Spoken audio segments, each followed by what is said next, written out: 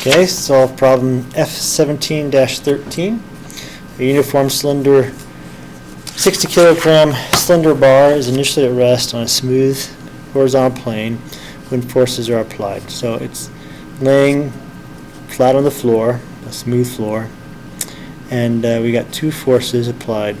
Determine the bar acceleration of the bar's mass center and the angular acceleration of the bar at this instant. So obviously the bar is going to accelerate that direction since we have 80 and 20. It's going to, the center here is going to accelerate in the upward y, and it'll begin to rotate. Both of those are causing a positive rotation.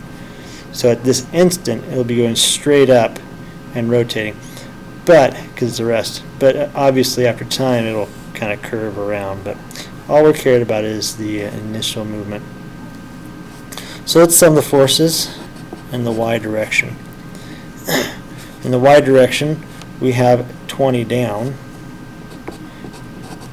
We've got 80 up. And that's it. mg is going straight down, so it doesn't enter into the problem. And this is going to equal to the mass times the acceleration. And so we have 60 equals the mass is 60 also, and the acceleration. So acceleration is 1 meter per second squared.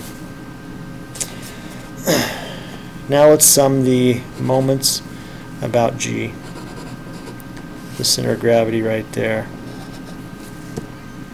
So we have 20. Now we need this distance. So we have 0.75 plus 1.755 plus 0.5.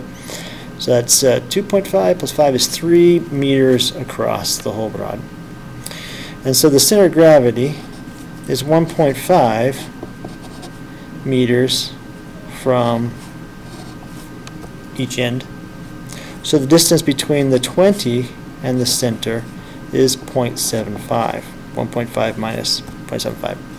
So we have 20 times 0.75. And that's causing rotation in the counterclockwise rotation, so that's positive k. And then we have this also causing a rotation. That distance is 1.5, and then we have 0.5 from the end, so this distance is 1 right here. Okay, so now we have 80 times 1, and this is equal to I alpha. I, for a cylinder rod, is 1/12 mL squared, which is 1/12 60 times 3 squared, which is 45. Adding these two together, we get 95 is equal to I 45 alpha. So alpha is equal to 2.11 radians per second squared.